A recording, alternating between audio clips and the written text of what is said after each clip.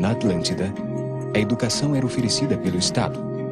Cada criança recebia a educação mais adequada para suas habilidades e gostos.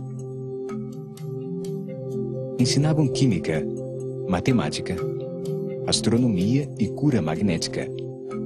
Para todos, as crianças desenvolviam as faculdades psíquicas e o controle das forças ocultas da natureza, as propriedades ocultas das plantas e os processos de transformação alquimista. Todo Atlante, aos 16 anos, tinha a opção de entrar para a Escola dos Sacerdotes de Nakal ou para a Escola de Ciências, o Exio-Kitlon, onde estudava durante 7 anos as matérias de seu interesse, como agricultura, mecânica, pesca ou caça. Os Atlantes sabiam que o cérebro tem duas metades, que são virtualmente imagens de espelho uma da outra, mas que têm funções diferentes. O lado esquerdo do cérebro controla a função da fala, a lógica e a razão. É a parte científica de cada ser humano. O lado direito reconhece formas, padrões e sons. É o artista que vive nas sombras e só reconhecemos sua existência em momentos de profundo relaxamento ou inspiração. A civilização Atlante baseou sua percepção do universo no lado direito do cérebro, na intuição que capta os objetos como um todo. Esse tipo de entendimento é chamado lunar e produz uma visão integrada de toda a realidade. Entretanto, no fim do grande ciclo, começou a predominar o pensamento científico e racional, transformando-se em uma civilização que começou a operar com o lado esquerdo do cérebro, que funciona com palavras e conceitos, fragmentando e analisando o objeto que quer se reconhecer. Essa maneira de entender o universo é chamada de solar e está baseada na razão. É uma forma mais estreita de consciência, resultado do abandono do uso do lado direito do cérebro. A religião universal centrada na Lua, a deusa branca, é substituída pelo deus Sol, Apolo, símbolo da ciência e da racionalidade. Os pensamentos são eventos eletromagnéticos de muita curta duração que acontecem no sistema neurológico. Nessa corrente de pensamentos, a mente focaliza em uma direção determinada e, ao fazê-lo, aparece uma imagem.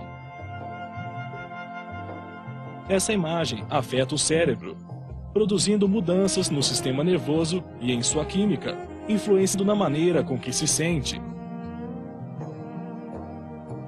As emoções afetam diretamente os sistemas musculares, hormonais, as decisões e comportamentos.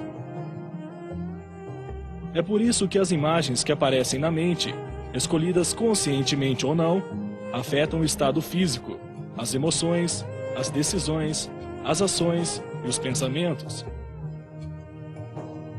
São então muito importantes para a harmonia e a felicidade. Os Atlantes usaram imagens metafóricas para guiar a corrente de pensamentos, enfocando a consciência graças a essas imagens para a harmonia. Essas imagens metafóricas são chamadas hieroglifos. Eram ilustrações muito simples e abstratas, que permitiam transmitir instantaneamente muitas coisas de uma vez.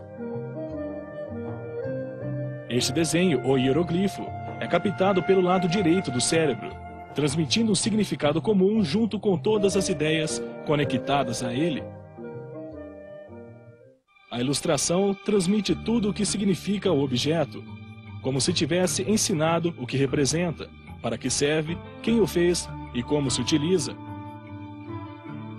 Ao se colocar muitas ideias simultâneas, a realidade interna de cada indivíduo é imediatamente acionada, o que dá então a ideia representada no desenho. Essa forma de comunicação por imagens e não por palavras é a base da telepatia, que é uma faculdade do lado direito do cérebro. Uma civilização que se comunica dessa maneira pode conseguir mais facilmente níveis superiores de energia. A palavra é uma coleção de letras e sílabas que capta o lado esquerdo do cérebro, baseada na linguagem humana, em vez de em desenhos de objetos. Um símbolo representa cada sílaba e cada palavra, designa um objeto que se expressa em um só conceito congelado. A escritura de sílabas, que supõe-se tenha sido um dos avanços mais importantes da história do homem, apareceu quando abandonaram um sistema baseado no lado direito do cérebro, que usava as imagens para conectar muitas ideias simultaneamente. Esse foi realmente o significado da Torre de Babel. Representou a perda da comunicação através das imagens, um acontecimento que atrasou o desenvolvimento da consciência do homem. Essa maneira lunar intuitiva, baseada no lado direito do cérebro, combinada com a maneira atual racional, baseada no lado esquerdo do cérebro, pode levar o homem a um novo lugar. O uso simultâneo dos hemisférios. Isso pode acelerar o desenvolvimento de sua consciência e conduzi-lo a elevadíssimos níveis de energia. Esse foi o caso dos maias.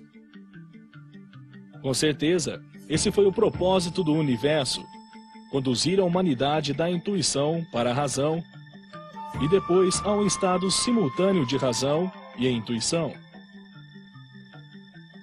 As faculdades psíquicas estão ali como herança da raça, esperando o esforço individual para recuperá-las e dar à nossa personalidade mais clareza e mais poderes para transcender.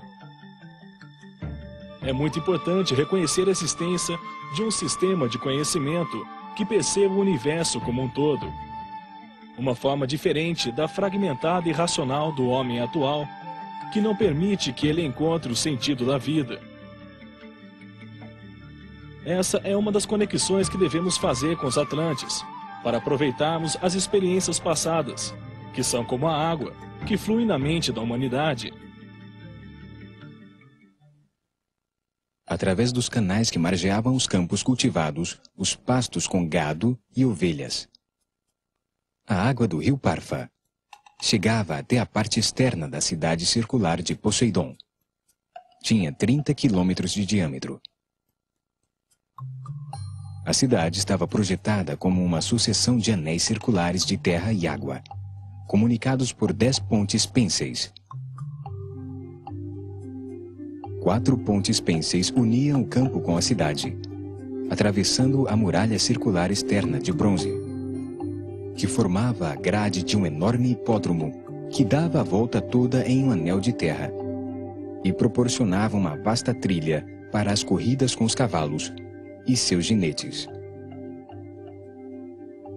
Protegida pelas muralhas de metal e entre anéis de água, em seu interior encontrava-se a cidadela real e milhares de moradias, que no meio dos jardins e piscinas giravam em volta do núcleo central da cidade. Seus conhecimentos da transformação de elementos e metais e as grandes minas da ilha de Tarshi permitiram a utilização em grande escala de metais na arquitetura. Os edifícios eram construções de grandes proporções, muitos dos quais tinham jardins bem elaborados. Havia fontes por todas as partes. Muitas casas tinham forma de domos e de cones que terminavam em pontas. 4 pontes pênseis de auricalco conduziam ao segundo anel de terra, que tinha meio quilômetro de largura. Ali, entre jardins e fontes, construíram templos piramidais e vivendas.